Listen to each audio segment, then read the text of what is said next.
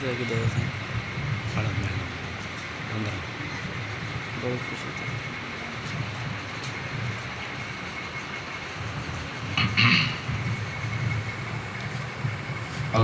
لله الذي لم يتخذ ولدا ولم يكن له شريك في الملك ولم يكن له ولي من الذل وكبره تكبيرا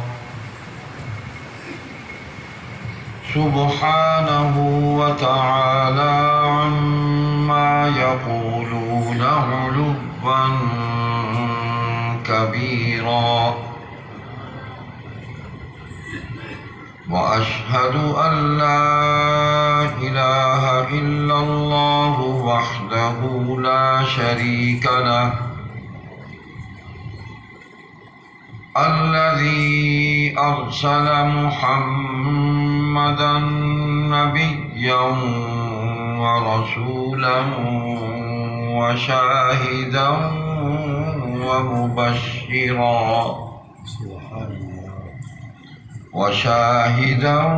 ومبشرا ونذيرا وداعيا إلى الله بإذنه وسراجا منيرا صلى الله تعالى عليه وعلى آله وأصحابه وأزواجه وذرياته وأتباعه وبارك وسلم تسليما كثيرا كثيرا أما بعد فأعوذ بالله من الشيطان الرجيم بسم الله الرحمن الرحيم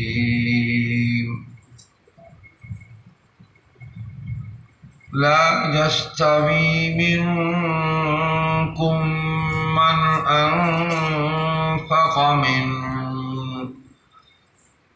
قبل الفتح وقاتل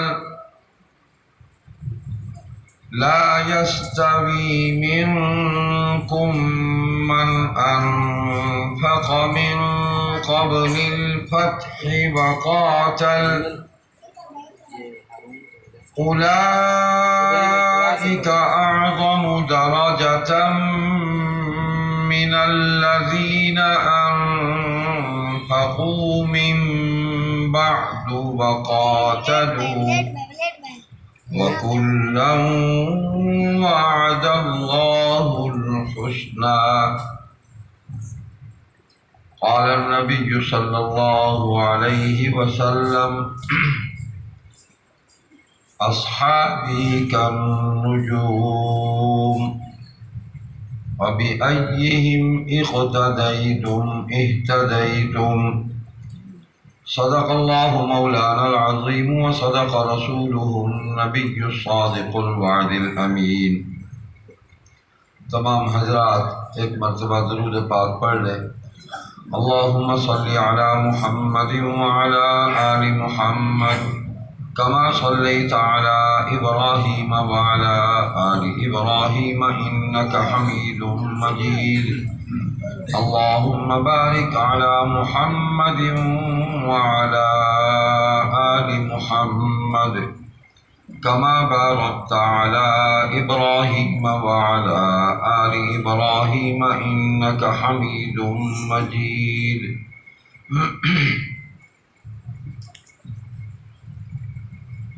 حضرت مولانا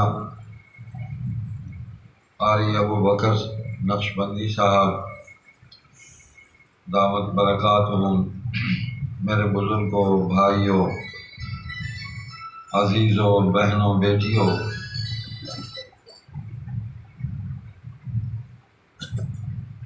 طبیعت ٹھیک نہیں ہے اور یوں سمجھیں کہ بیمار کربلا آپ کے سامنے حاضر ہے.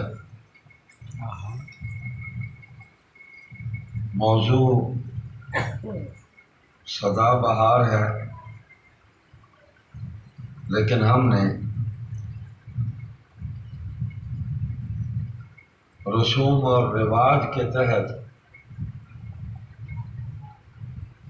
محمد و آل محمد، خصوصاً سیدنا حسین ابن علی رضی اللہ عنہما، ان کا ذکر خیر،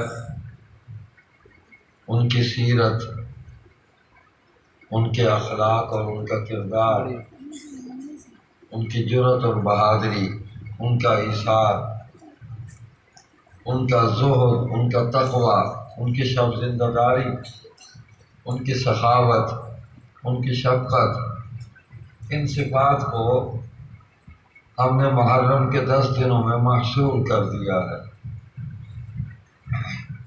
جبکہ ان کی محبت ہمارے ایمان کا حصہ ہے، اور محبت کا تقاضا یہ ہے کہ محبوب کا ذکر صبح و شام کیا جائے، ساری زندگی کیا جائے، انہیں کبھی بھی فراموش نہ کیا جائے۔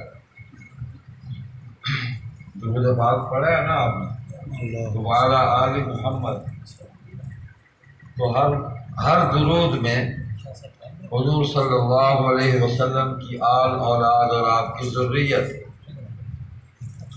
وہ شامل ہے، لیکن ہمارے تصور میں نہیں ہوتی، الفاظ میں تو ہے، ہمارا ذہن، ہماری توجہ اس طرف جاتی نہیں ہے، بس پتہ نہیں ایسے ہی روا روی میں ہم درود پڑھ دیتے ہیں۔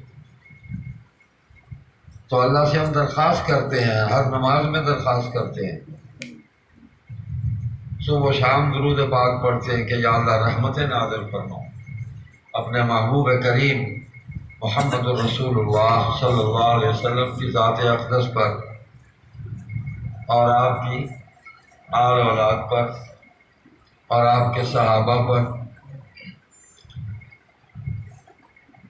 تو اس وقت یہ تصور کر لیا کرے کہ سب کو شامل کر لیا جائے اور اللہ کی بارگاہ میں درخواست کی جائے کہ یا اللہ اپنی شان کے مطابق ان کے درجے اور رتبے کو تو جانتا ہے، ہماری عقل وہاں تک نہیں پہنچتی کہ ان ہستیوں کے کیا رتبے ہیں اور کیا مقام ہیں، ہماری عقل کی رسائی نہیں ہے وہاں تک، تو جانتا ہے۔ اے اللہ تو ان کی قبور پر اور ان کی روح پر اپنی رحمتیں نازل فرما اپنی شان کے مطابق، تو ہمارے اس عمل خیر کی وجہ سے اللہ تعالیٰ کی رحمت بہت زیادہ متوجہ ہو اور ہمیں بھی بہت ساری رحمتوں کا حصہ مل جائے گا انشاءاللہ ثم انشاءاللہ۔ تو موضوع کی طرف آتے ہیں۔ دنیا میں تاریخ اسلام میں بہت سارے حادثات ہوئے، آج تک ہو رہے ہیں، اور جب تک یہ دنیا قائم ہے حادثات ہوتے رہیں گے، قربانی چلتی رہے گی، لوگ اظہار کرتے رہیں گے۔ دنیا ختم ہو گئی تو یہاں کا نظام سب ختم ہو جائے گا، تو یہ نظام جنت میں نہیں چلے گا، وہاں کے اور قوانین ہیں اور نظام ہے، تو ہم یہاں کے نظام کے اس زندگی میں مکلف ہیں، اس کے پابند ہیں، اور وہ نظام حضور صلی اللہ علیہ وسلم نے ہمیں پورا عطا فرما دیا، مکمل ہو گیا، نہ کچھ اس میں شامل کر سکتے ہیں نہ نکال سکتے ہیں۔ تو حادثات ہوئے،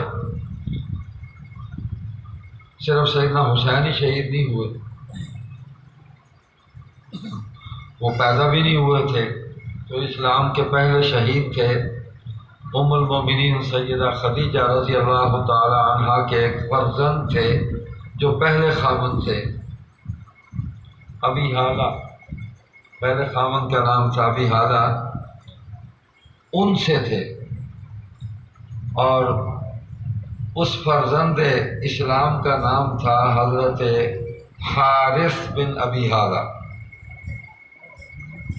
وہ اسلام لائے اور حضور صلی اللہ علیہ وسلم پر ایمان لانے کی پاداش میں کفار و مشرکین نے ان پر تشدد کیا، زد و کوب کیا، شدید ان کو زخمی کیا،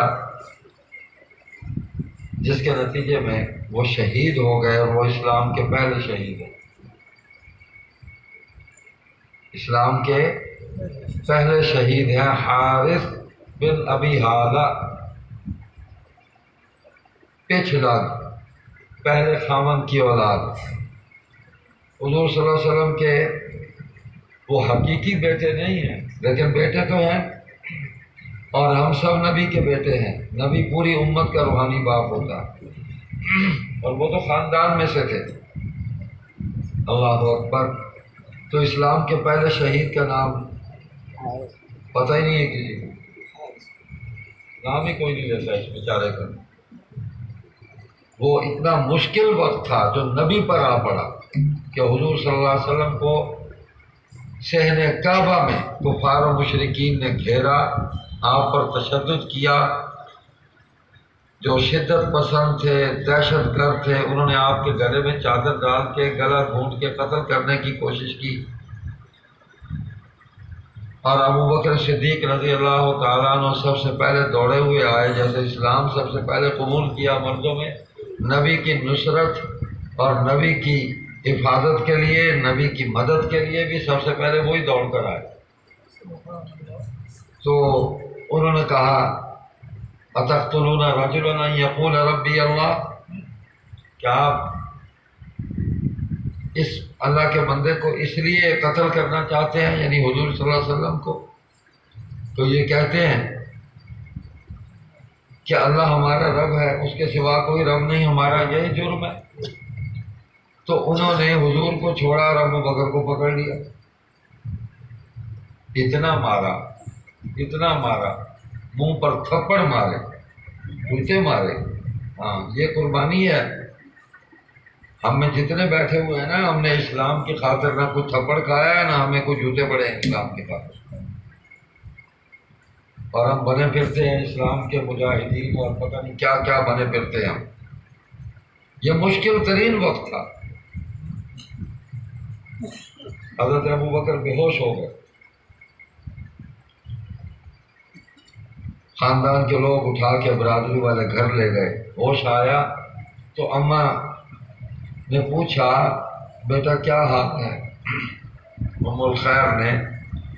تو ابو بکر نے اپنا حال بتانے کی بجائے سوال کیا کہ اماں یہ بتاؤ حضور کا کیا حال ہے؟ میں تو بے ہوش ہو گیا تھا، حضور کا کیا حال ہے؟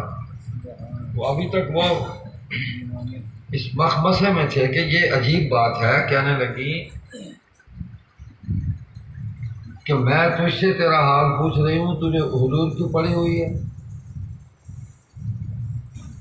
ابو بکر نے ایک ہی بات کہی کہ حضور کے بغیر میں کچھ نہیں ہوں، مجھے حضور کا بتاؤ وہ کیسے ہیں، میں ان کے بغیر نہیں رہ سکتا۔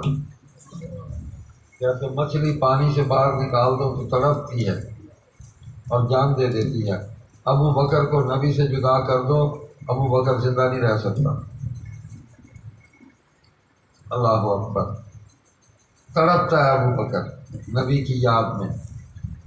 تو اماں لے کر حضور کی بارگاہ میں آ گئی، عرض کیا، حضور نے دیکھتے ہی پوچھا ابو بکر کیسے ہو، کیا حال ہے تمہارا؟ تو ابو بکر نے وہی سوال دہرایا، یا رسول اللہ آپ بتائیں آپ کیسے ہیں؟ فرمایا میں ٹھیک ہوں۔ تو ابو بکر نے عرض کیا کہ یا رسول اللہ صلی اللہ علیہ وسلم، اگر آپ ٹھیک ہے نا تو مجھے کچھ بھی نہیں ہے، میں بالکل ٹھیک ہوں، کچھ بھی نہیں ہے۔ یہ تو کوئی بات ہی نہیں ہے کہ آپ کے لیے اتنی سی قربانی، جوتے پڑ گئے، مکے مارے انہوں نے، تشدد کیا، بے ہوش ہو گیا، اللہ نے مہربانی کی، ہوش آ گیا، میں ٹھیک ہو کے چل کے آپ کے پاس آ گیا، وہ ختم بات۔ تشدد ہوتا رہا۔ حضرت اسماء نے قربانی دی ہے خواتین میں، چیر کے رکھ دیا تھا ان کو، ہم نام ہی نہیں لیتے۔ کیا تاریخ اسلام میں خاص شہداء ہیں جن کا ذکر کر کے ہم باقی سب کو نظر انداز کر دیں؟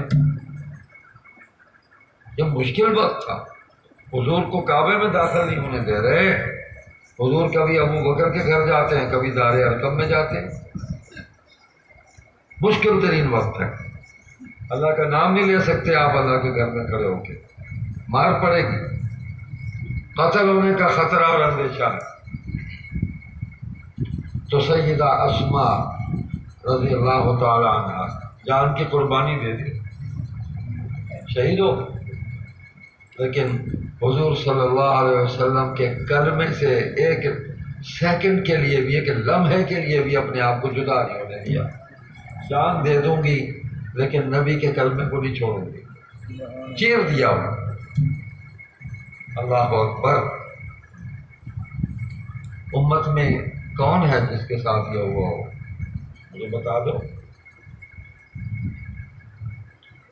ہمارے اتنے بڑے بڑے شیوخ رحمہم اللہ، اولیاء کرام، مجاہدین اعظام، تو امت کا فخر ہے، لیکن یہ قربانی ان کو بھی دینے کی سعادت نہیں ملی۔ ہاں، کچھ نشانیاں اللہ نے دکھائیں، ہر دور میں تھوڑا تھوڑا کچھ منظر اللہ نے دکھایا، اس لیے کہ دین باقی رہنا ہے، تو صحابہ کی قربانیوں کی جھلک اللہ دکھاتے رہے ہر دور میں، صحابیات کی قربانیوں کی جھلک بھی دکھاتے رہے کہ دین زندہ رہے گا، میں کسی کا محتاج نہیں ہوں، تم چھوڑ دو گے میں کسی اور کو کھڑا کر دوں گا۔ وہ مال بھی خرچ کریں گے، جان بھی دیں گے، اور آج تک یہ سلسلہ چلا آ رہا ہے۔ لیکن اس زمانہ خیر میں جس میں آزمائشیں ہی آزمائشیں تھی، خیر اس معنی میں کہ حضور موجود ہے، اس زمانے میں صحابہ موجود ہیں، حضور کا زمانہ خیر ہی خیر ہے۔ خیر القرون قرنی ثم الذین یلونہم ثم الذین یلونہم۔ تو نبی اکرم صلی اللہ علیہ وسلم کے صحابہ نے بڑی قربانیاں دی۔ سید الشہداء حمزہ، حضور نے ان کو لقب عطا فرمایا، ٹکڑے ٹکڑے کر دیے لاش کا۔ کہیں جملہ میں نے پڑھا کہ میرے چچا کی اس کیفیت پر کوئی رونے والا ہے؟ حضور اتنے غمزدہ تھے، اتنے مضطرب تھے۔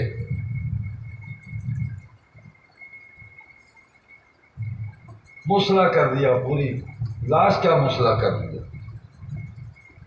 اس قدر تشدد کیا، مرنے کے، ان کو قتل کرنے کے بعد بھی کفار و مشرکین کے غیظ و غضب کی جو آگ تھی وہ ٹھنڈی نہیں ہوئی۔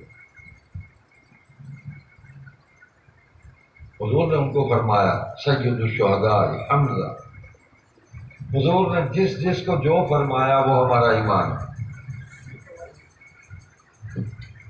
ارحم امتی بامتی ابو بکر واشدہم فی امر اللہ عمر واصدقہم حیاء عثمان واتقاہم علی۔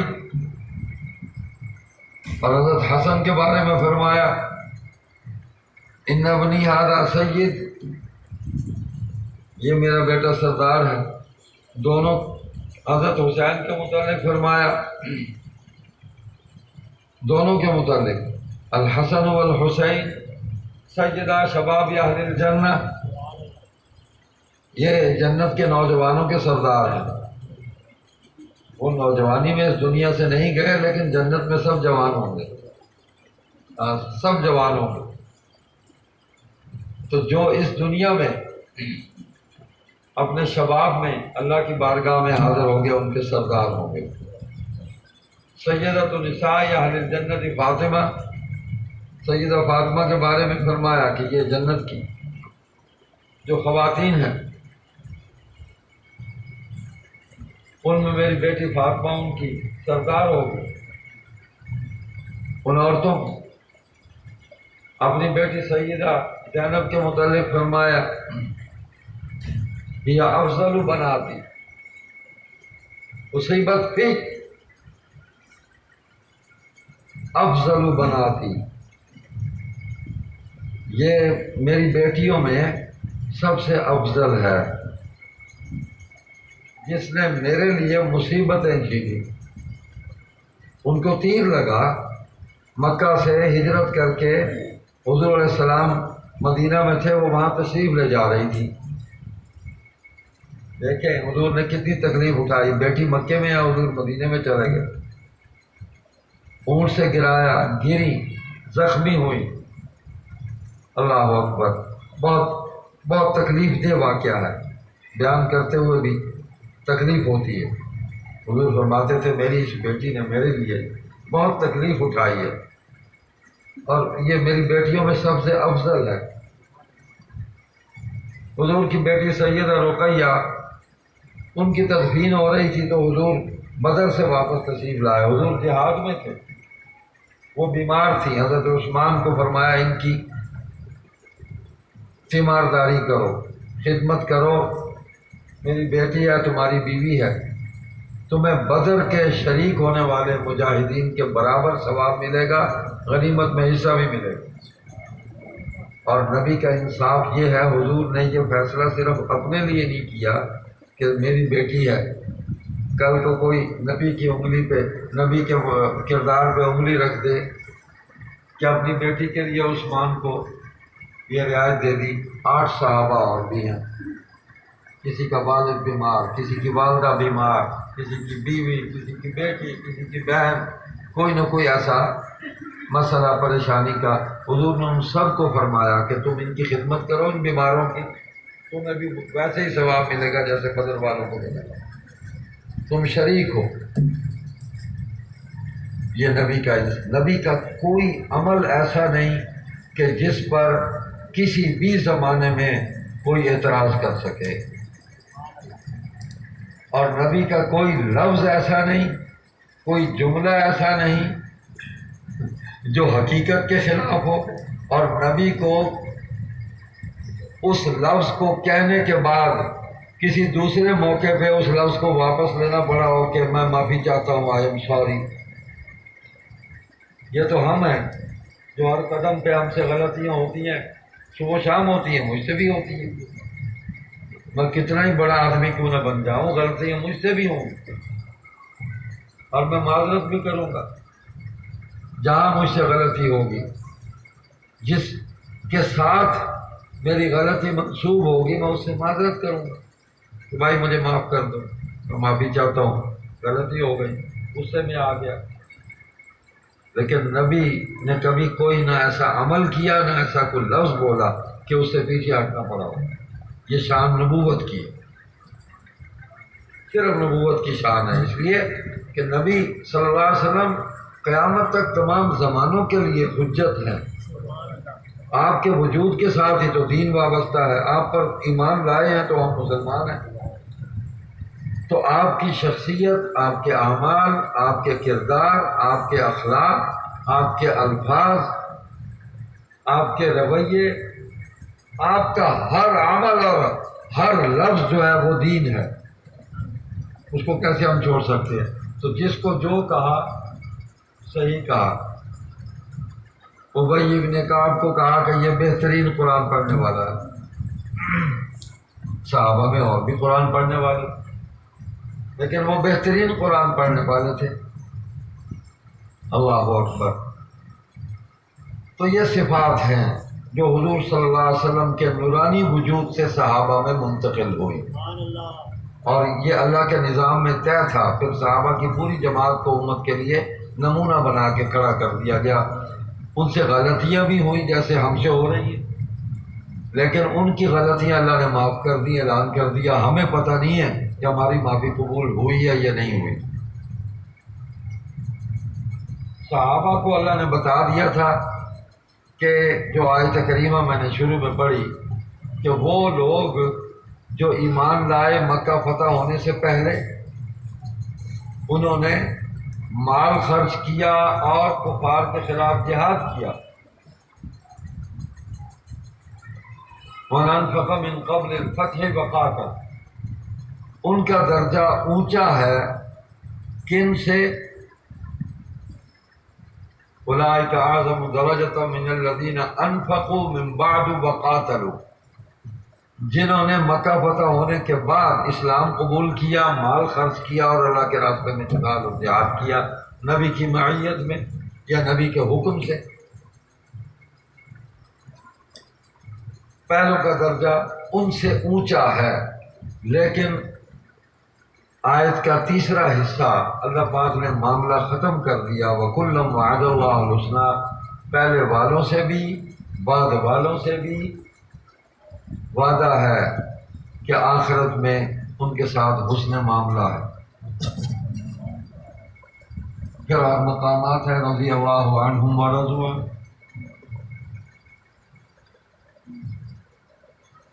اللہ ان سے راضی ہو گیا یا اللہ سے راضی ہو گیا تو معاملہ ہی مکمل ہو گیا نا۔ ہمیں تو نہیں کہا اللہ نے، ہمیں تو کچھ پتہ نہیں ہمارے ایمان کی کیفیت کیا ہے، لیکن صحابہ کے ایمان کو اللہ نے خود سجایا تھا۔ اعوذ باللہ من الشیطان الرجیم وَلَٰكِنَّ اللَّهَ حَبَّبَ إِلَيْكُمُ الْإِيمَانَ وَزَيَّنَهُ فِي قُلُوبِكُمْ وَكَرَّهَ إِلَيْكُمُ الْكُفْرَ وَالْفُسُوقَ وَالْعِصْيَانَ أُولَٰئِكَ هُمُ الرَّاشِدُونَ،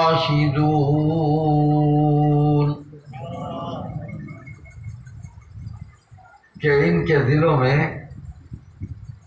ایمان کی محبت میں نے ڈالی ہے، محبوب کر دیا ایمان کو، ان کے دلوں میں ایمان کو محبوب کر دیا، اور پھر اس کو سجایا ہے، ہم نے سجاوٹ کی ہے، وَزَيَّنَهُ فِي قُلُوبِكُمْ، صرف محبوب ہی نہیں بنایا، پھر اس کو سنوارا ہے، اس کو سجایا ہے، اس کو منور کیا ہے، اس کو معطر کیا ہے، اس کا تزکیہ ہوا ہے، وہ مزکا ہوئے ہیں، اور تزکیہ حضور صلی اللہ علیہ وسلم کے ذریعے کیا ہے۔ یتلو علیہم آیاتی ویزکیہم ویعلمہم الکتاب والحکمہ، یہ 4 فرائض حضور نے صحابہ پر پورے کیے، قرآن کی تلاوت کی، ان کا تزکیہ کیا، انہیں پاک کیا، ان کے عقائد کو اور ان کے اعمال کو اور ان کے دلوں کی منجائی کی ہے، صفائی کی ہے۔ نبی کی نگاہ ان کے دلوں پر جب پڑتی تھی نا تو یہ جو اس کی کرنیں تھیں، جو اس کی ریس تھی، ہاں موبائل کی ریس دل میں چلی جاتی ہے، نبی کی نگاہ کی ریس نہیں جاتی، کہتے ہیں یہاں نہ رکھو جیب میں، اس میں سے شعائیں نکلتی ہیں جو دل کو متاثر کرتی ہیں، سائنس یہ کہہ رہی ہے نا۔ تو نبی کی نگاہ تو وہاں تک کام کرتی ہے جہاں ہمارا تصور بھی نہیں ہے، تصور بھی نہیں ہے، اور اس سے جو روشنی ایمان کی، اللہ کی نصرت کی، اس کی جو کرنیں نکل رہی ہیں، جو اس کا فیض ہے، تو آر پار ہو جاتا ہے۔ آج اگر ہم جو پیر بنے ہوئے ہیں، ہم کسی کو دیکھ لیں سائیں پیر سے نے ڈٹھے پتہ نہیں کیا کیتے نے میں بھائی میں ڈٹھے نے پھڑکا دیتے، تو جس کو نبی دیکھے، جس پر نبی کی نگاہ نبوت پڑے، وہ تو منور ہو گیا۔ تو صحابہ سب جو ہیں ان کی مجائی کی ہے، رگڑائی کی ہے، امتحان اللہ قلوبہم بالتقویٰ، ان کے دلوں کا اللہ نے امتحان لیا ہے، ان کو امتحانوں میں ڈالا ہے، کبھی بدر میں، کبھی احد میں، کبھی احزاب میں، کبھی تبوک میں، یعنی کبھی صلح حدیبیہ میں، کبھی خیبر میں، تو صحابہ ہر جگہ سرخرو ہوئے۔ باقی جو غلطیاں نبی کو نظر نہیں آئی، اللہ کو نظر نہیں آئی، 1400 سال کے بعد آج ہمیں نظر آ رہی ہیں، ہماری آنکھ کے بھی کیا کہنے۔ مجھے اپنی غلطیاں نہیں نظر آتی، ذرا میں اپنے اندر جھانک کر دیکھوں کہ صبح سے شام تک میں نے کیا کرتوت کی ہے، میری آنکھ نے کتنے گناہ کیے، میرے دل میں کتنے برے خیالات آئے ہیں، میرے ہاتھوں سے کتنا ظلم ہوا ہے، میں نے کس کس یتیم کا مال چھین کے کھایا، غصب کیا ہے، خاندان کے یتیموں کا مال میں نے غصب کیا ہے، میں نے بہنوں کو وراثت میں حصہ نہیں دیا، میں نے چھین لیا ہے، میں نے بیٹی کو وراثت میں حصہ نہیں دیا، بیٹی دے دی، بیٹی دے دی، نکاح کر دیا، داماد بنا لیا، بیٹی کو جائیداد میں حصہ نہیں دیا، یہ جڑا داماد ہے یہ شریک بنوے سی، کل کو یہ حصے دار بنوے سی، وہ دھی دیتی بیٹھے، جائیداد وہ کو زیادہ عزت والی۔ تو یہ سارے معاملات حضور صلی اللہ علیہ وسلم نے صحابہ کے درست کیے، یہ سب کچھ تھا، کوئی کام نیا نہیں ہے، اس سب کو درست کر دیا، اور صحابہ پر حضور کا رنگ چڑھ گیا، ایک نہیں، حضور کی ہر ادا صحابہ کی روح میں اتر گئی، اور صحابہ حضور کے رنگوں میں رنگے ہوئے تھے، 1 2 3 4 5 6 12 14 نہیں، 1.5 لاکھ صحابہ، نسبت ایمانی میں، نسبت رسول میں، تربیت رسول میں سب ایک ہے۔ چاہے وہ صحابی جو یوں آیا، یا رسول اللہ السلام علیکم بہت دور سے آیا ہوں، بڑا سفر کر کے آیا ہوں، دیہاتی تھا، کوئی بڑا سفر کر کے آیا، مجھے توبہ کرا دیں شرک سے، کفر سے، مجھے اسلام قبول کرا دیں، میں ایمان قبول کرنے کے لیے آیا ہوں۔ حضور علیہ السلام نے اس کی توبہ قبول کی، اس کو بیعت کیا، اور اس کے بعد اس نے عرض کیا یا رسول اللہ کوئی نصیحت فرما دیں، پتہ نہیں زندگی ہے نہیں، میں دوبارہ آپ کی زیارت کر سکتا ہوں نہیں، آپ کی بارگاہ میں آ سکوں یا نہ، کوئی نصیحت فرما دیں، یہ وعدہ کرتا ہوں کہ اس پر مرتے دم تک عمل پیرا رہوں گا، اس کو نہیں چھوڑوں گا۔ حضور نے فرمایا آمنت باللہ ثم استقم، اللہ پر ایمان لا اور اس پر قائم ہو جائے، استقامت اختیار کر، کچھ ہو جائے ایمان کو نہیں چھوڑنا۔ اس نے کہا یہ وعدہ کرتا ہوں، وہ وعدہ کر کے سلام کر کے واپس گیا، بس اتنی ہی ملاقات ہے اس کی۔ یہ صحابی ہے جس نے حضور کو ایمان کی حالت میں دیکھا اور ایمان پر اس کا خاتمہ ہوا، وہ صحابی۔ تو جب وہ جا رہا تھا نا تو اس کی پشت تھی حضور کی طرف، اور صحابہ جو سامنے بیٹھے ہوئے تھے ان کے چہرے تھے حضور کی طرف۔ حضور نے فرمایا بھائی تم میں سے کسی نے کچھ جنت ہی دیکھنا ہے یا رسول اللہ دیکھنا ہے؟ صحابہ تو سوچتے تھے کہ پتہ نہیں کس کا نام لیں گے حضور، مور لگے گی کس کے۔ حضور نے فرمایا وہ جا رہا ہے،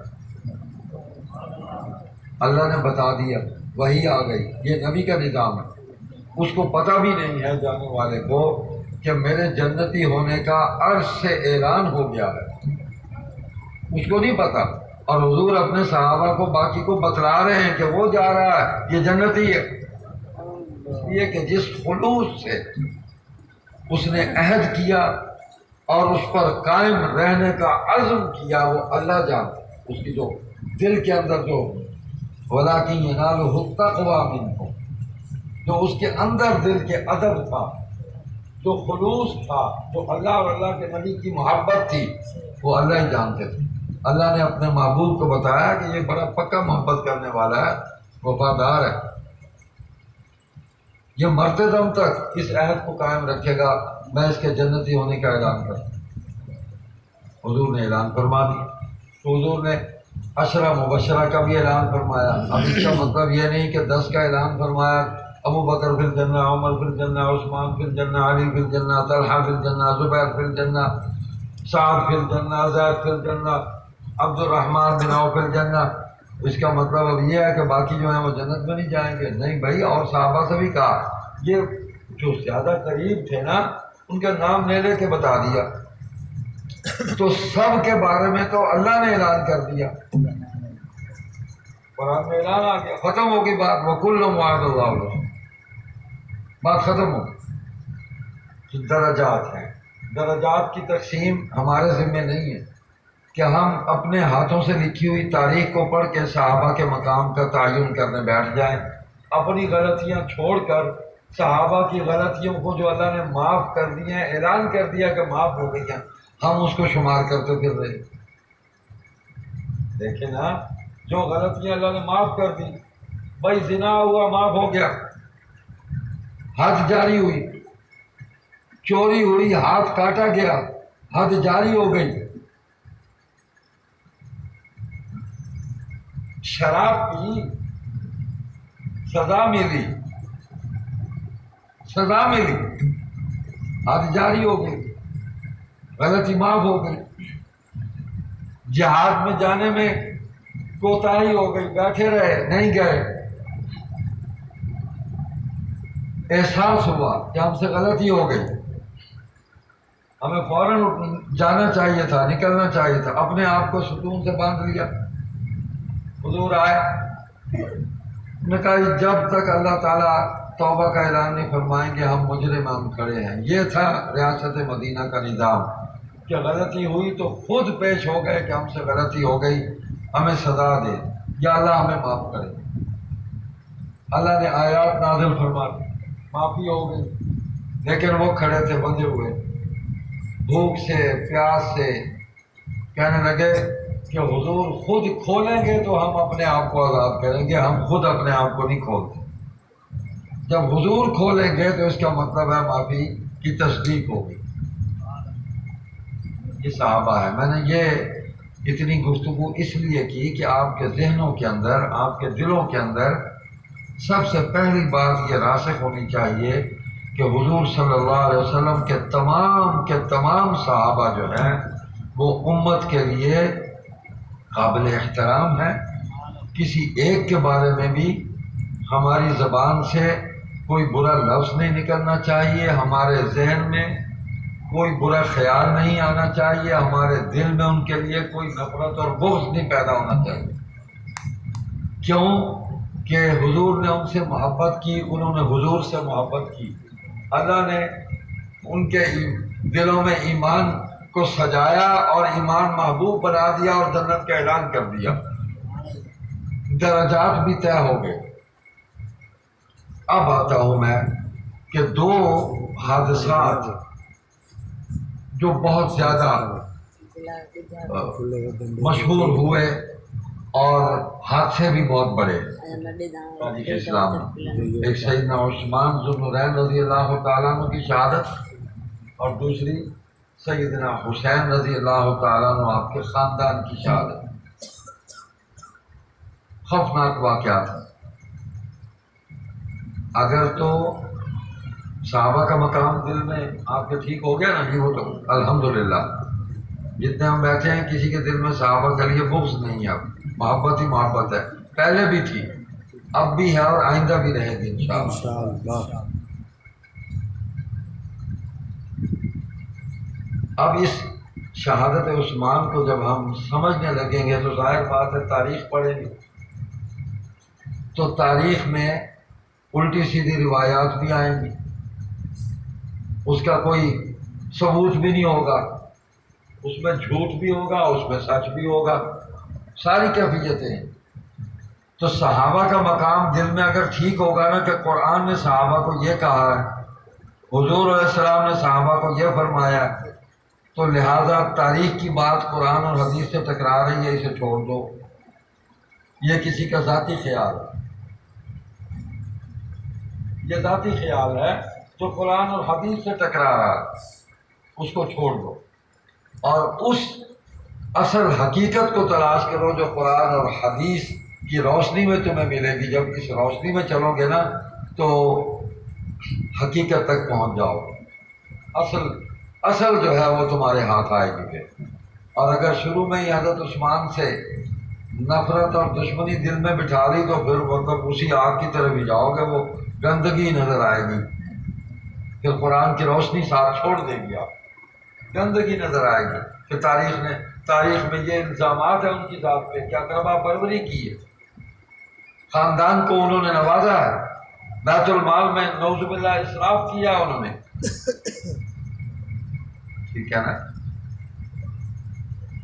لیکن ہم حضرت عثمان پر جب اعتماد کریں گے کہ جس پر حضور نے اعتماد کیا، حضور نے 2 بیٹیاں دی اس کو، فرمایا میری 70 بیٹیاں بھی ہوتی ہیں مرتی جاتی ہیں، عثمان سے نکاح کرتا چلا جاتا ہے، نبی تو محبت کا یہ اظہار فرما رہے ہیں۔ تو پھر ہم پہنچ جائیں گے دشمن تک پہنچ جائیں گے جب ہم جس طرح نبی نے عثمان سے محبت کی، ہم اس محبت کو سامنے رکھ کے اس روشنی میں سفر کریں گے تو ہمیں سمجھ آ جائے گی کہ عثمان مظلوم ہے، مظلوم ہے، امیر المومنین ہے۔ آپ اندازہ کریں، وہ اپنے گھر میں حکومت ان کی ہے، فوج ان کے پاس ہے، حضرت علی رضی اللہ تعالیٰ عنہ مدینہ طیبہ میں موجود ہیں، حسنین قریبین موجود ہیں رضی اللہ عنہما، حضرت معاویہ شام سے آئے کہ حالات ٹھیک نہیں ہیں، مجھے حکم فرمائیں۔ میں پہلے تو کہا کہ میرے پاس تشریف لے آئے شام میں کچھ عرصے کے لیے، فرمایا مدینہ نہیں چھوڑوں گا۔ نبی کی رفاقت اور سنگت اس سے معلوم نہیں ہونا چاہتا۔ صبح شام مسجد میں جا رہے ہیں، حضور کو سلام عرض کر رہے ہیں، صلاۃ والسلام علیک یا رسول اللہ، روضہ اطہر پہ کھڑے ہو گئے۔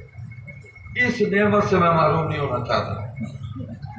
عرض کیا کہ میں کوئی محافظین کی ایک جماعت گارڈز جو ہے وہ آپ کے گھر پر مقرر کر دیتا ہوں کہ دشمن آپ کو نقصان نہ پہنچا سکے۔ فرمایا یہ بھی نہیں، میں اپنی ذات کے لیے کسی کو کیوں تکلیف دوں کہ وہ میرے گھر پر پہرا دیں، اگر اسی راستے میں موت آئی ہے تو آ جائے، نہیں آئی تو میرا کوئی کچھ نہیں بگاڑ سکتا۔ عثمان رضی اللہ عنہ کو معلوم تھا کہ میں نے شہید ہونا ہے، حضور نے فرمایا تھا یہ شہید کھڑا ہے میرے ساتھ، دو شہید کھڑے ہیں، ایک صدیق کھڑا ہے، ایک نبی کھڑا ہے عہد پہ، کیوں ہلتا ہے تو؟ یہ ہستیاں تیرے ساتھ کھڑی ہیں، تیرے اوپر کھڑی ہیں۔ عثمان کو پتہ تھا۔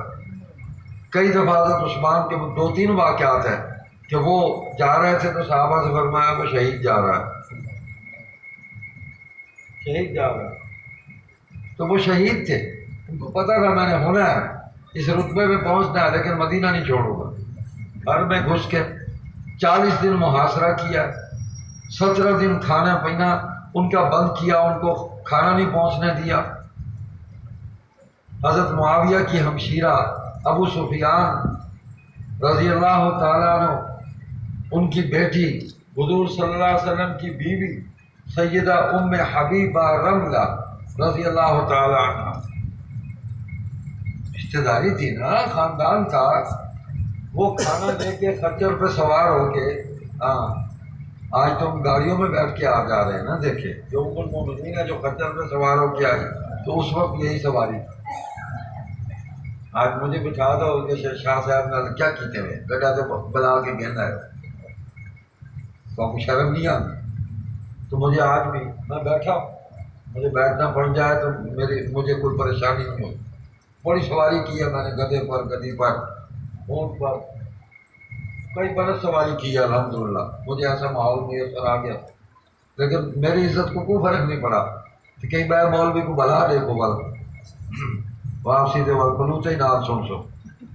خیر، تو ام المومنین رضی اللہ تعالیٰ عنہ سیدہ ام حبیبہ رملہ وہ کھانا لے کے آئی ہیں، خچر پہ بیٹھ کے آئی، خچر کو بچھایا، وہ اچھلا، ام المومنین نیچے گری، کولے کی ہڈی ٹوٹ گئی۔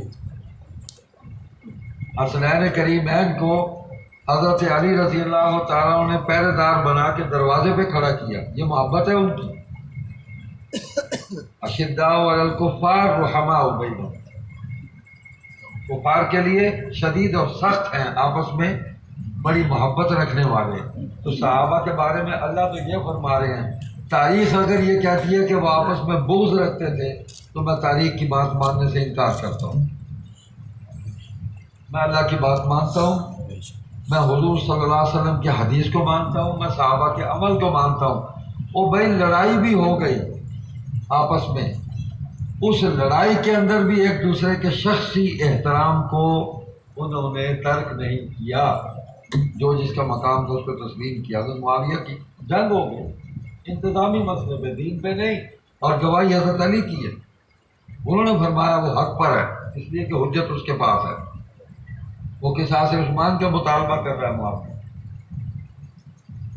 اس کے اور ہمارے درمیان فرق یہ ہے اختلاف اس بات پر ہوا ہے کہ وہ حضرت عثمان کا شہادت کا قصاص مانگتے ہیں، بدلہ مانگتے ہیں، میرے پاس استطاعت اور طاقت نہیں ہے، جب طاقت ہوگی میں لے لوں گا، اس پر ہمارا اختلاف ہو گیا۔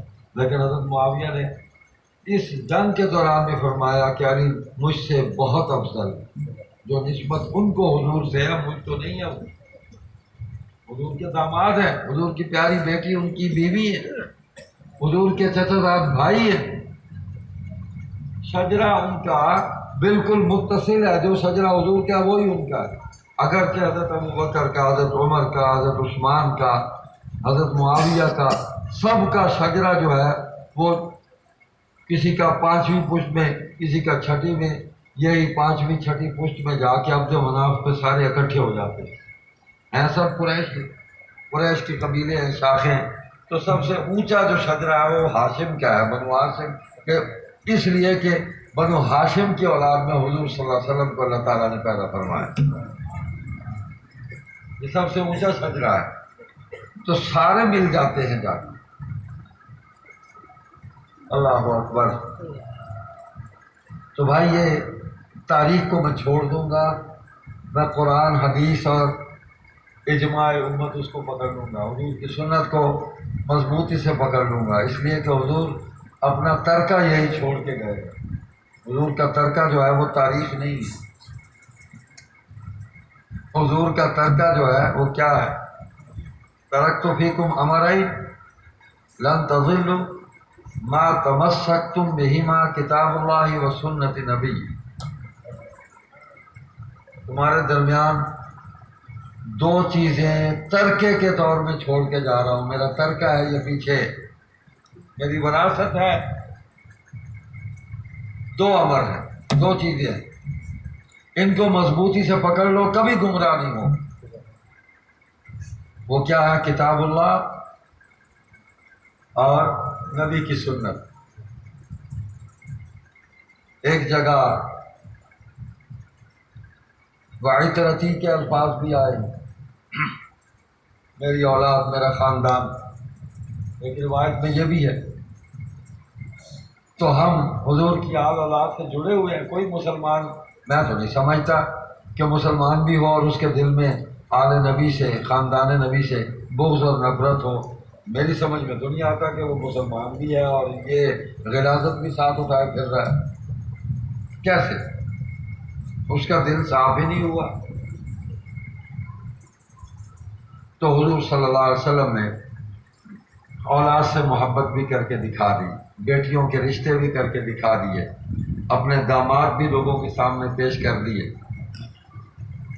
خاندان پورا پیش کر دیا، صحابہ سارے دین کے نمائندے بنا کے، حق کا معیار بنا کے پیش کر دیے۔ مکمل ہو گیا نظام۔ شہید غیرت، شہید مظلوم سیدنا حسین ابن علی رضی اللہ عنہ 4 ہجری میں پیدا ہوئے، اور حضور علیہ السلام کی وفات ہوئی تو آپ کی عمر 6 سال ہے، 10 ہجری میں انتقال ہوا۔ تو 6 سال کی عمر تک حضور کے پیار کو، حضور کی محبت اور شفقتوں کو لوٹا ہے دونوں بھائیوں نے۔ وہ 1 سال بڑے ہیں حضرت حسن، وہ 3 ہجری میں پیدا ہوئے، یہ 4 ہجری میں پیدا ہوئے۔ وہ 7 سال کے تھے، یہ 6 سال کے تھے۔ تو اس عمر میں جو کچھ انہوں نے حضور کی زبان مبارک سے سنا، جیسے حضور کو دیکھا، جو عمل کرتے دیکھا، ان کو یاد، جتنا اس عمر کے بچوں کو یاد رہ سکتا ہے۔ اور ظاہر بات ہے حضور نے جو فرمایا اور جو انہیں یاد رہا، اس سے اچھی کیا چیز ہو سکتی ہے؟ حضور نے جو عمل کیا وہ انہیں یاد رہا، اس سے اچھا عمل کیا ہو سکتا ہے؟ تو انہوں نے حضور کے فرمان کو بھی حفظ جاں بنایا، حضور کے عمل کو بھی اپنی زندگی میں جاری فرمایا۔ وہ پیدا ہوئے، حضرت حسن حضور کا تشریف لے گئے، نام حضور نے رکھا، حضور علیہ السلام نے آپ کے کان میں اذان دی ہے، حضور نے آپ کو گھٹی دی ہے اور اپنا لعاب ڈالا ہے، لعاب مبارک حضرت حسن کے منہ میں، اور سر پر خوشبو لگائی ہے۔ اس زمانے میں ایک رواج یہ بھی تھا، رسم تھی کہ جانور ذبح کرتے تھے بچے کی پیدائش پر، پھر اس کا خون جو ہے وہ بچے کے سر پر ملتے تھے۔ انہوں نے فرمایا یہ کیا غلاظت ہے، اللہ نے غلاظتوں کو دور کیا ہے، تم معصوم ہے، خوشبو لاؤ۔ یہ عشوہ دیا، خون کوئی نہیں لے کے آیا، لیکن حضور اس رسم کی نفی کر رہے تھے۔ حضرت حسن کے لیے، حسین کے لیے خون کوئی نہیں لے کے آیا جانور کا کہ ان کے سروں پر ملا جائے گا۔ حضور نے اس رسم کا ساتھ نام لے کے اس کو قطع کیا، اس کی مذمت فرمائی کہ خوشبو لگاؤ سر پر۔ پھر حضور علیہ السلام نے 7ویں دن نام رکھا، 7ویں دن جھنڈ اتروائی، بال سر کے اتروائے، عقیقہ کیا، 2 جانور ذبح کیے۔ مختلف روایات ہے، ایک کیا تو ایک پہلے یہ روایت ہے کہ غالباً حضرت علی نے یا سیدہ فاطمہ رضی اللہ تعالیٰ عنہ دونوں نے مل کے ایک جانور ذبح کرا دیا۔ حضور آئے تو دوسرا جانور حضور نے ذبح کرا دیا کہ لڑکے کے لیے عقیقے کے 2 جانور ہیں، لڑکی کے لیے 1 جانور ہے۔ اور حضور فرماتے ہیں صلی اللہ علیہ وسلم کہ اس سے غلاظت دور ہو جاتی ہے، بچے سے بچہ پاک ہو جاتا ہے، مصائب ٹل جاتے ہیں۔ یہ صدقہ ہوتا ہے اس کے لیے، اور یہ ایسا صدقہ ہے اس کو ماں باپ بھی کھا سکتے ہیں، بہن بھائی بھی کھا سکتے ہیں، اور لوگ بھی کھا سکتے ہیں، سب کو کھلائیں۔ تو ان بالوں کو برابر چاندی وزن کر کے اس کو صدقہ کیا۔ حضرت حسین پیدا ہوئے تب بھی ایسے ہی کیا، تیسرے بھائی محسن پیدا ہوئے تب بھی ایسے ہی کیا، اور تینوں کے نام حضور نے رکھے صلی اللہ علیہ وسلم نے۔ حضرت علی چاہتے تھے کہ خاندان میں بڑے گزرے تھے اجداد میں، ان کا نام حرب تھا کہ میں وہ نام رکھوں۔ حضرت حسن، حسین، محسن تینوں مواقع پہ حضور نے پوچھا کیا نام رکھا، انہوں نے کہا حرب۔ تینوں موقعوں پر حضور نے فرمایا نہیں یہ حسن ہے، دوسری مرتبہ فرمایا نہیں یہ حسین ہے، تیسری مرتبہ فرمایا نہیں یہ محسن ہے۔ تینوں کا معنی ایک ہی ہے، خوبصورت، حسین۔ تو جن کو حضور نے خوبصورت بنایا، حسین بنایا، حسین قرار دیا، وہ پوری امت کے لیے حسین۔ ان کی گفتگو، ان کے اخلاق، ان کا کردار، ان کے اعمال، ان کے فیصلے، ان کی حکومت سب حسین ہے۔ ہماری نگاہ میں ان کی کوئی بھی چیز بری نہیں ہے۔ جب وہ اچھے ہیں تو ان سے وابستہ تمام چیزیں اچھی ہیں۔ بات ختم ہوگی بات۔ تو حضرت حسین رضی اللہ تعالیٰ کو حضور نے بڑی محبت دی، جولی میں بٹھایا، آغوش نبوت میں بیٹھتے تھے، اور پھر کبھی سیدہ فاطمہ کی جھولی میں جا کے بیٹھتے تھے، حضور کے دوش پر سوار ہو جاتے تھے۔ صرف یہی نہیں، سیدہ امامہ وہ نواسی وہ بھی سوار ہو جاتی تھی۔ ہم نے 2 ہی نواسے یاد رکھے ہوئے، اور بھی ہیں، عبداللہ بن عثمان بھی ہیں، وہ بھی نواسے ہیں، سیدہ امامہ نواسی ہیں۔ ان کو یاد رکھیں، آدھا شجرہ یاد رکھتے ہیں جو تاریخ نے ہمیں رٹوایا ہے، ہماری ڈائریکشن ہی دوسری طرف کر دی ہے۔ حضور کے چچا کا بھی نام لینا ہے تو باقی کسی کا نام نہ لینا، بس ایک ہی کا نام لینا، جن کے ایمان کی تصدیق نہ حضور نے کی نہ ان کے بیٹے نے کی، کیا نا؟ احسانات اپنی جگہ، حسن سلوک اپنی جگہ۔ وہ جناب ابو طالب، وہ ان کا خاندانی فریضہ تھا، یتیم بھتیجے کے ساتھ محبت اور حسن سلوک فریضہ تھا، انہوں نے ساتھ دیا، بڑا اچھا ہے، ٹھیک ہے، لیکن حضور نے اس احسان کا بدلہ بھی اتار دیا۔ انہوں نے اگر حضور کے ساتھ حسن سلوک کیا، حضور بڑے ہو گئے تھے اس وقت، تو حضور نے حضرت علی کو مان کے لیا، حضرت علی کی پرورش کی، حضرت علی کو پالا، تو یہ پرورش والا احسان برابر کر دیا، اتار دیا۔ نبی نے تو پھر ایمان بھی ساتھ دیا اور احسان کیا، نبی نے اپنی بیٹی بھی دے دی، بیٹی بھی نکاح میں دے دی، اور علی خود مانگنے آئے، کیا کیا حسین طریقہ ہے، کیا مطلب وہ پاکیزہ لوگ تھے، نہ ان کے دل میں کوئی گڑبڑ تھی نہ ان کی نگاہ میں کوئی گڑبڑ تھی، اس لیے کہ دل و نگاہ مسلمان تھے، دل و نگاہ مومن تھے۔ اللہ نے ان کو مومن اور مسلم بنایا تھا، اور اللہ نے ان کے ایمان اور اسلام کی نگرانی کے لیے حضور علیہ السلام کو اللہ تعالیٰ نے ان پر مقرر فرمایا، ان کی تربیت اور تزکیہ کے لیے۔ حضرت ابو بکر و عمر رضی اللہ عنہما نے حضرت علی سے یہ فرمایا، وہ اونٹ چرا رہے تھے، کہ ہماری خواہش ہے کہ تمہاری شادی حضور کی بیٹی سیدہ فاطمہ سے ہو جائے، تو تم جا کے حضور سے خود رشتہ مانگ لو۔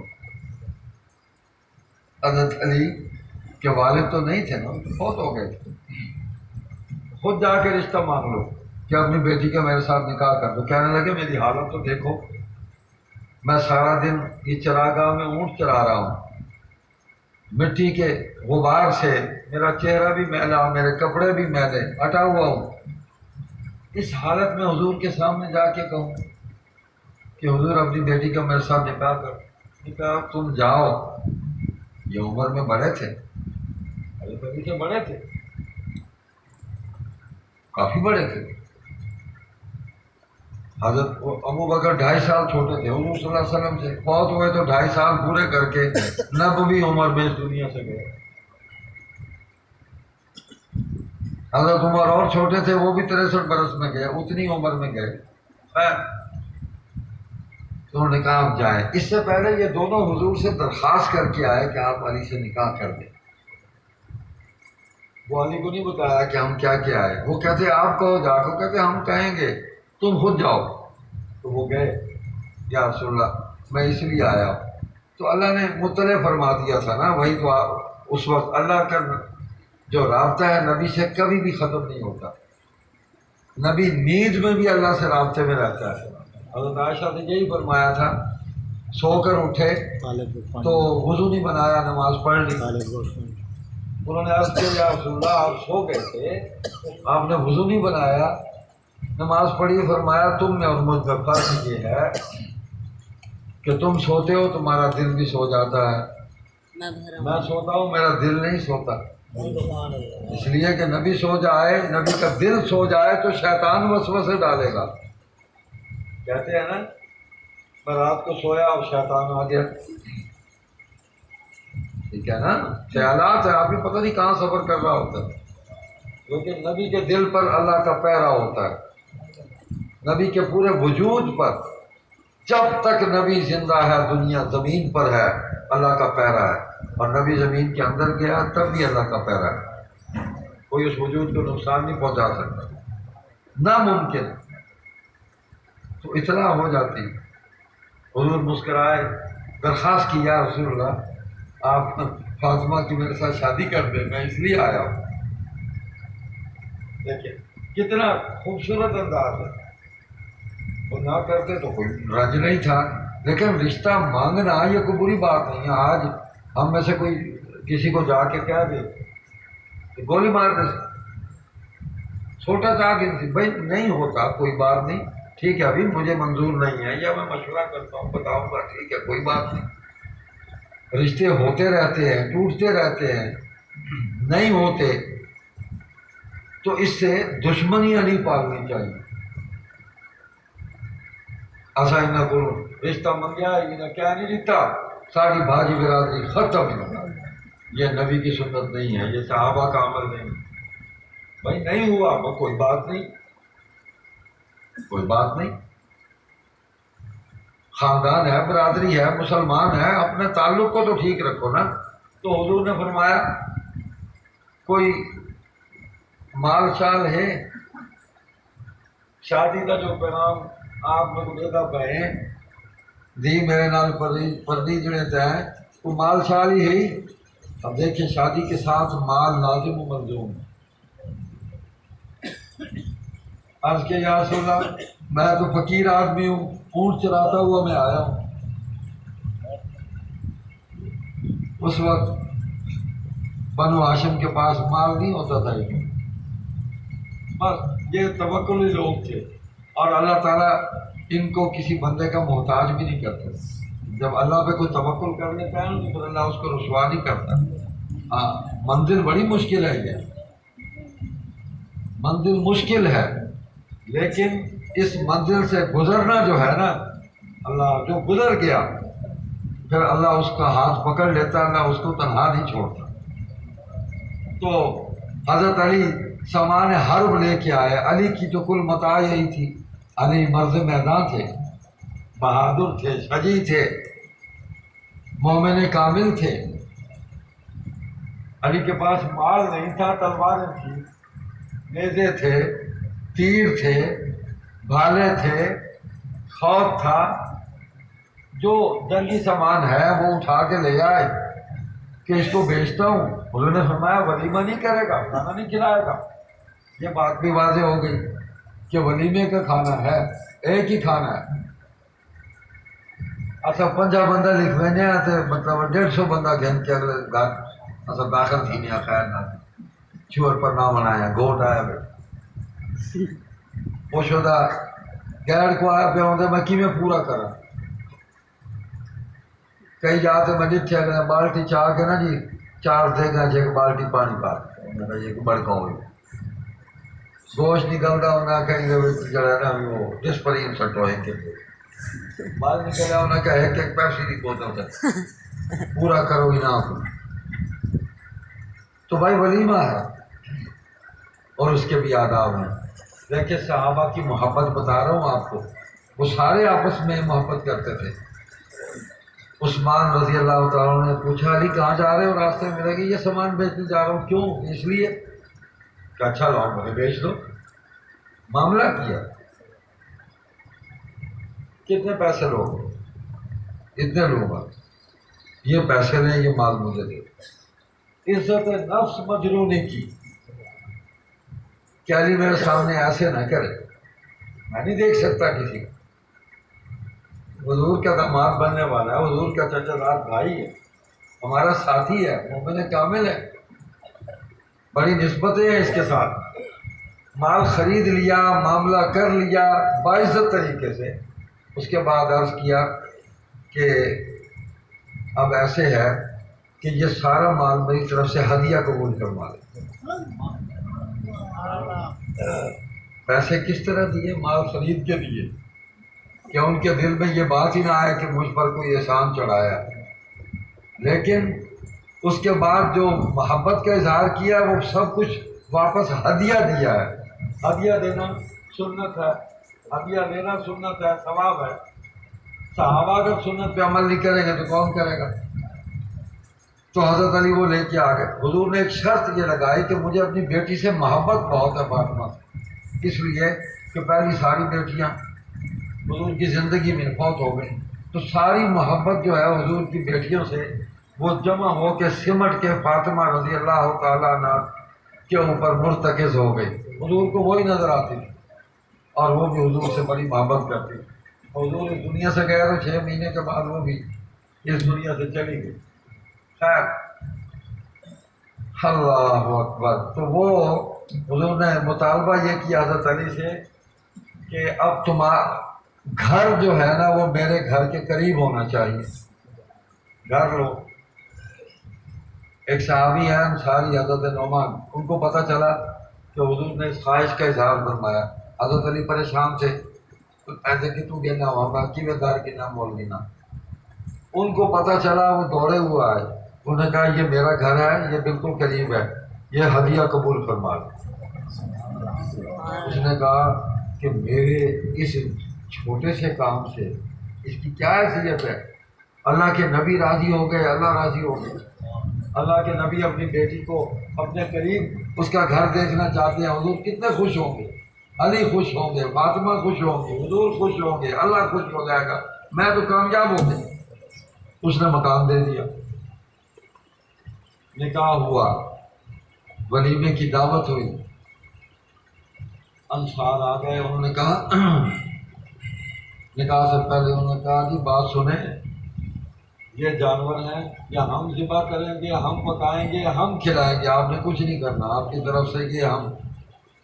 ابو بکر نے پیسے دیے، عمر نے پیسے دیے، عثمان نے پیسے دیے اور لوگوں نے بھی خدمت، لیکن کسی نے یہ نہیں کہا کہ میں تو کو اتنے دیتے آ ہوں والا تو میں کو اتنے دے،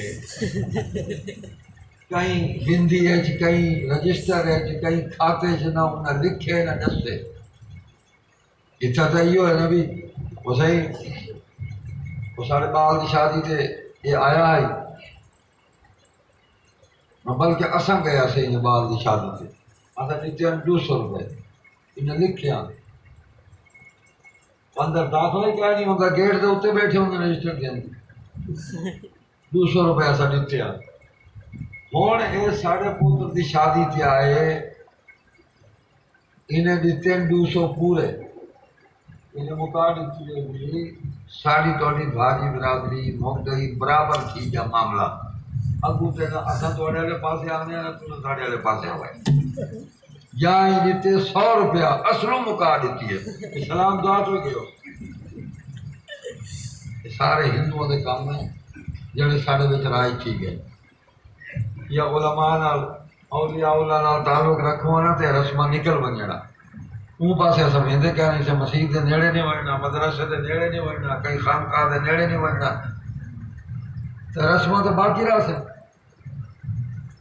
تو کسی نے احسان نہیں جتلایا ساری زندگی کہ اساں اے تھوڑی مدد کی تھی آئی، اے تھوڑا ساتھ دیتا ہے، میں تیرے کو اسلحہ خریدی آئی، عثمان نے آکیا ہوئے نہ میں تیری شادی کروائی ابو بکر عمر آکیا ہوئے کوئی، آخر وقت تک وہ حسن سلوک اور محبت کرتے ہیں۔ تو حضرت حسن پیدا ہوئے، حسین پیدا ہوئے، ابو بکر کی بیعت دونوں نے کی، عمر کی بیعت دونوں نے کی، عثمان کی بیعت دونوں نے کی، تو دل میں محبت تھی تو بیعت کی۔ یہ صحابی کا مقام نہیں ہے، اور پھر آل رسول ہو، نواسہ رسول ہو کہ دل میں کچھ ہو عمل کچھ ہو، یہ تو تیرے میں کے کام نہیں،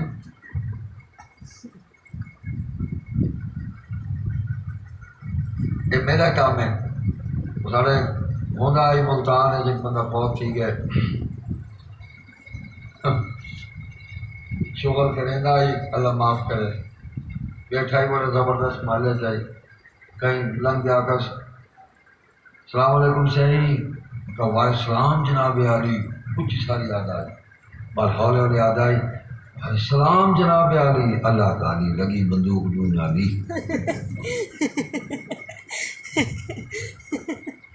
اندروں آواز یہ نکل آئی کہ اللہ گالی لگی بندوق ڈون عالی، تو زور دی زبان تو ایک کڈھیوس وعلیکم السلام جناب عالی۔ یہ ہمارے رویے ہیں، یہ صحابہ کے رویے نہیں ہیں۔ صحابہ تو ایمان والے ہیں، ایمان بھی کامل ہے، جو اندر ہے وہی باہر ہے، جو زبان پہ ہے وہی دل میں ہے۔ تو بیعت کی نہ صرف انہوں نے کی، علی نے کی بیعت، ابو بکر کی، علی نے بیعت کی، عمر کی، علی نے بیعت کی، عثمان کی، بھی کھڑے ہو جاتے نہیں مانتا۔ اچھا کبھی شکوہ ہوا تو برملا کیا،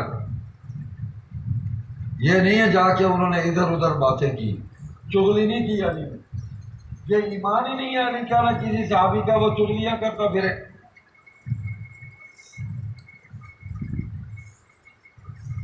سیدھی بات کی مجھے تم سے یہ اختلاف ہے، میں تمہاری اس بات کو پسند نہیں کرتا،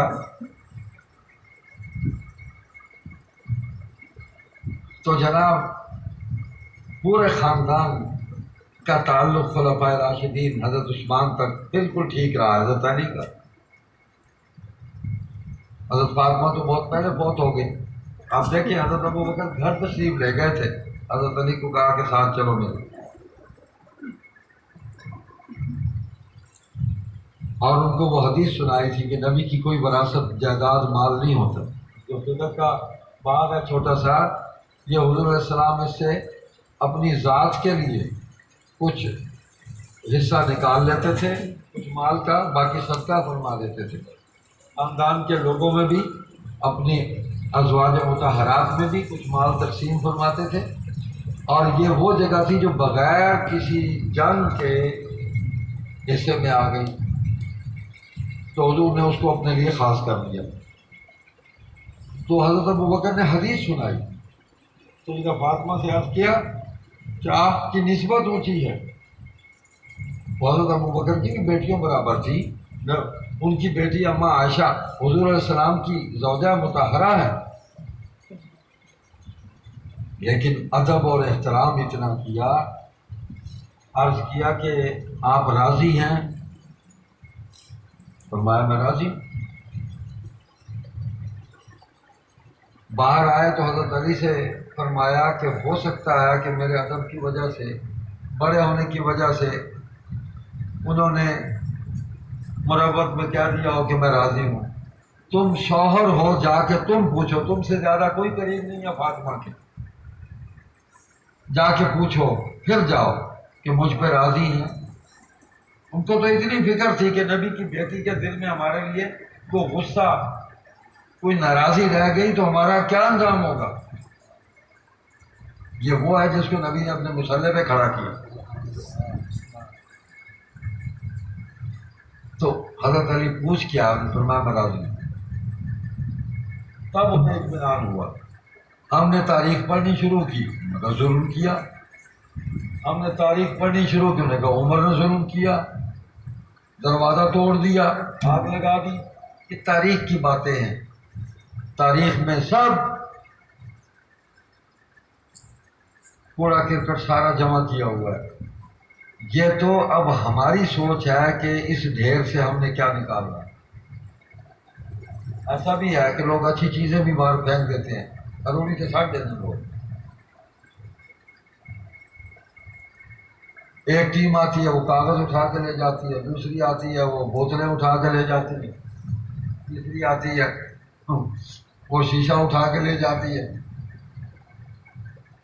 لوگ کرتے ہیں تو ضروری سے چیزیں اٹھا لیتے ہیں۔ یہ تاریخ ڈھیر ہے واقعات کا، لوگوں کے لکھے ہوئے واقعات ہیں، لوگوں کے بتائے ہوئے ہیں، لوگوں سے سنے ہوئے ہیں، وہ وہی نہیں ہے، غلط بھی ہے صحیح بھی ہے۔ تو صحیح چیزیں اٹھا لو جو قرآن اور سنت سے مطابقت رکھتی ہے، باقی چھوڑ دو، وہ کچرا ہے، ہمارے کسی کام کا نہیں۔ ختم کرو اس کو، چھوڑ دو، جھوٹ ہے۔ عثمان نے یہ ظلم کیا، تینوں نے خلافت چھین لی۔ بھائی مرد میدان سے کون خلافت چھین سکتا ہے؟ اور وہ بیعت بھی کر رہے ہیں تینوں، کیوں؟ پھر وہی باغ فطر ابو بکر کے دور میں بھی اس سے حصہ ملا خاندان نبوت کو، کہا کہ یہ ملکیت نہیں ہے، ملکیت ریاست کی ہے، اس لیے کہ وراثت نہیں ہے۔ وراثت ہوتی تو آج نبی کی اس جائیداد میں لوگ آج تک لڑتے رہتے، جی ایسا لڑتے بندے سید تو اوہیں لڑتے، مطلب ساری قیامت تھوڑی آپس سے لڑتے رہنا، ایک کھجی میری ہے تو ایک تیری، کھجیاں ہوتے لڑائی ہو گیا۔ تو نبی ایسا کوئی کام کر کے نہیں جاتا کہ پیچھے اس کا خاندان جو ہے وہ مال پہ لڑتا رہے، جائیداد پہ لڑتا رہے۔ تو حضرت ابوبکر بھی اسی طرح عمل کرتے رہے جس طرح حضور عمل فرماتے تھے، عمر بھی اسی طرح عمل کرتے رہے جس طرح حضور نے عمل فرمایا، عثمان بھی اسی طرح اس جائیداد سے آمدن کو خاندان نبوت میں تقسیم فرماتے۔ حضرت علی اور حضرت عباس، ایک حضور کے چچا ہیں عباس، علی چچا زاد ہیں، ان کے تولیت میں تھا، متولی حضرت عباس کو بنا دیا کہ آپ اس کی نگہداشت کریں، دیکھ بھال کریں، جو مال آئے آپ لیں اور تقسیم کر دیں۔ تقسیم کرتے رہے، حضرت علی کا دور آیا وہ بھی ایسے ہی کرتے رہے، حضرت معاویہ کے دور میں بھی ایسے ہی ہوا۔ اب حکومت کے قبضے میں ہے وہ جگہ، تو مقصد ہے کہ حضرت علی خلیفہ بن گئے تھے، تو جب ان کی باری آئی تو پھر انہوں نے کسی کی بات نہیں مانی کہ خلافت میرا حق ہے، انہوں نے کہا کہ میری بیعت کرو، تو ختم ہوا۔ جس نے اختلاف کیا اس نے بیعت کا اختلاف نہیں کیا کہ میں بیعت نہیں کرتا، حضرت معاویہ نے کہا عثمان کا بدلہ لے لو، میں بیعت کرتا ہوں۔ انہوں نے کہا میں لے نہیں سکتا اس وقت، انہوں نے کہا میں لے سکتا ہوں، آپ کو طاقت نہیں ہے، مجھے طاقت حاصل ہے، مجھے حکم فرمائے بحیثیت امیر المومنین کے، مجھے حکم فرمائے، ایک ایک قاتل عثمان پکڑ کر لاؤں گا اور آپ کے سامنے میں اس کی گردن اڑاؤں گا، میں نہیں چھوڑوں گا، میں وارث ہوں، میرا مطالبہ ہے۔ لیکن ایمان پر نہ علی نے معاویہ کے ایمان پر شک کیا، نہ معاویہ نے علی کے ایمان پر شک کیا۔ لیکن حضرت علی نے حضرت معاویہ سے صلح کر دی. حضرت حسن خلیفہ بنے، بنی ہوئی خلافت، فوج پاس ہے، جنگ کے لیے پوری تیاری ہے.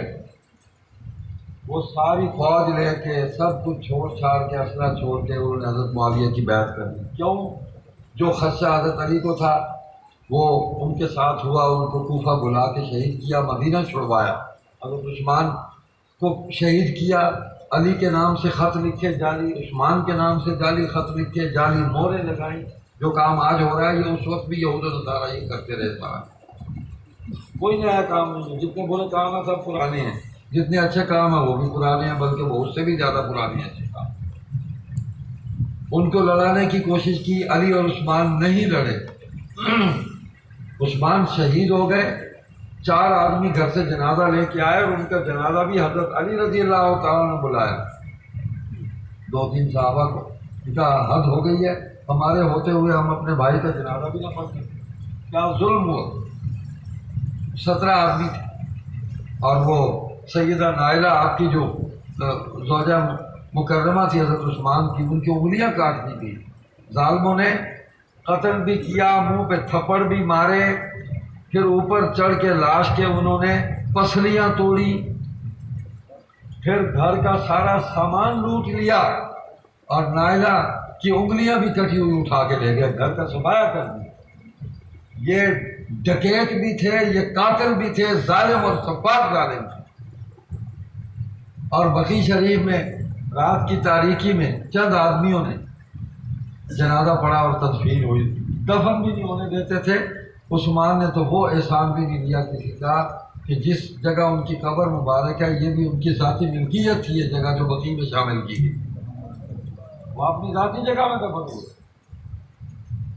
خیر، تو حضرت علی رضی اللہ تعالیٰ عنہ کو قتل کیا. کوفیوں نے بلا لیا وہاں کے یہاں آ جائیں. حضرت حسن کہتے رہے ابا جان اب اگر آپ گئے تو واپس نہیں آئیں گے. یہ ان کی ایک بصیرت تھی، سوچ تھی. وہ مستقبل کا خطرہ دیکھ رہے تھے کہ ایسا ہوگا. وہ دشمن کو پہچان چکے تھے. وہی ہوا. علی مدینہ نہ آ سکے رضی اللہ تعالیٰ. کوفہ میں قتل کیا اور چند آدمی تھے. حسنین کریمین دونوں بیٹوں نے غسل دیا، کفن دیا، اور وہ رات کی تاریکی میں ایک ویرانے میں لے گئے. وہاں انہوں نے جا کے تدفین کر دی. جنازہ پڑا اور تدفین کر دی. چند آدمی. حضرت عثمان کے جنازے سے بھی کم آدمی تھے. یہ واقعہ شام میں نہیں ہوا، کوفہ میں ہوا. تاریخ دونوں آنکھیں کھول کے پڑھے. ہمارے ہاں تو یہ ہے کہ دونوں آنکھیں بھی ہیں، ہم پھر بھی ایک بند کر لیتے ہیں. ایک لوٹا بن کے تاریخ نہ پڑھ، آنکھیں کھول کے پڑھ. شجاع کا مان. حضرت علی کو کوفے میں شہید کیا گیا ہے، دمشق شام میں شہید نہیں کیا گیا. وہاں کوئی شامی نہیں تھا، کوئی اموی نہیں تھا. کوفیوں نے ان کو شہید کیا مظلومانہ حالت میں، ظلم کیا ان کو. تو حضرت حسن بھانپ گئے کہ جو کچھ میرے باپ کے ساتھ کیا ہے یہی کچھ میرے ساتھ کریں گے. انہوں نے جب بیعت کی نا تو اس کا اظہار ہوا.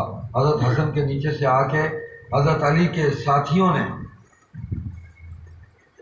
میں وہ لفظ استعمال نہیں کرتا کہ کہیں وہ ہیٹس بیچ میں نہ آ جائے، جو تاریخ میں لکھا ہوا ہے، حضرت علی کے ساتھیوں نے جنہوں نے بلایا تھا انہوں نے قتل کیا وہاں کوفیوں نے.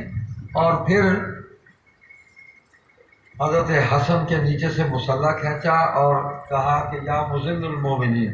یہ تمام تاریخ کی کتابوں میں لکھا ہوا ہے. متفق بنا لیا. اور ایمان والوں کو ذلیل کرنے والے کیوں بیعت کی جا کے معاویہ. حسن حسین دونوں نے بیعت کی.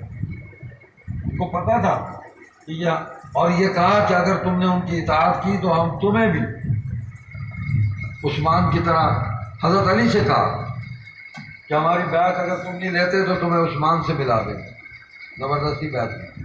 مالک الاشتر نقی نے اور اس کے ساتھیوں نے یہی کچھ حضرت حسن سے کہا کہ ہماری بات نہیں مانو گے تمہارے باپ سے ملا دیں گے. انہوں نے چھوڑا کوفہ، شام گئے، بیعت کی. دونوں بھائیوں نے. حضرت معاویہ نے اکرام کیا، وہاں سے مدینہ پہنچا دیا. لیکن دشمن بڑا عیار ہے، بڑی تکلیف تھی اس کو کہ شکار ہاتھ آیا ہوا نکل گیا، اب تو باری ان دونوں کی تھی، دونوں کو ہی صاف کرتے ہیں۔ مدینے چلے گئے، حضرت حسن کا انتقال ہوا، طبی طور پہ ہوا، جھوٹ بولتی ہے تاریخ کہ ان کی بیوی کو زہر کی پڑیا دے کر بھیجی حضرت معاویہ نے، جادہ نام ہے اس کا، اور اس نے زہر دیا۔ کہاں لکھا ہوا؟ کس نے کہا؟ کون ہے اس کا گواہ؟ بغیر گواہی کے آپ خود ہی کیس چلا کے خود ہی فیصلہ کر کے نام لے کے اس کی بیوی کو مجرم بنا کے آپ فارغ ہو گئے۔ آپ سے بڑا جھوٹا کذاب اور ظالم کون ہو سکتا؟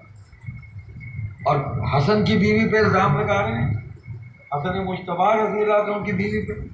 وہ ان کے نکاح میں حضرت حسن سے پوچھا، یہ بھی اسی تاریخ میں لکھا ہے کہ کون ہے آپ کا قاتل؟ فرمایا مجھے کچھ زہر محسوس ہوتا ہے، یہ میرے جگر کے ٹکڑے ہو کے جو ہے نا وہ نکل رہے ہیں اسحاق میں، کیا بھی آتی ہے اسحاق بھی ہے، گوشت کے ٹکڑے ہو کے نکل رہے ہیں۔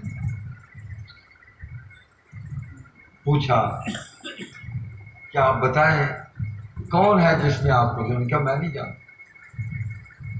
جب حضرت حسن نے کسی کو نامزد نہیں کیا تو میں یہاں بیٹھ کے کیوں کسی کا نام لے رہا ہوں؟ ہے نا، میں کیسے کسی کو اتنا بڑا الزام دے دوں کہ اس نے قتل کیا؟ یہ حال ہے تاریخ کا۔ تو حضرت حسین آیا، حضرت معاویہ فوت ہوئے 60 ہجری میں، 61 ہجری میں وہ اقتدار ان کے فرزند کے پاس آ گیا، اور وہ صحابہ نے مشورہ کر کے اس کو بتایا، وہ خود نہیں آگے بیٹھا، حضرت معاویہ نے اس کے لیے دعا بھی کی کہ یا اللہ اگر اس میں خیر ہے تو اس کو اس آزمائش سے، اس کو کامیابی سے گزار دیں، اور میں نے تیری رضا کے لیے فیصلہ کیا، کیونکہ اہل شام کسی اور پر راضی نہیں، کافر تو اس کو کسی نے کہا، اس بد نصیب کو کسی نے کافر نہیں کہا، مسلمانوں میں سے کسی نے کافر نہیں کہا اس کو، مومنین میں سے کسی بھی مومن نے اس کو کافر نہیں کہا۔ زیادہ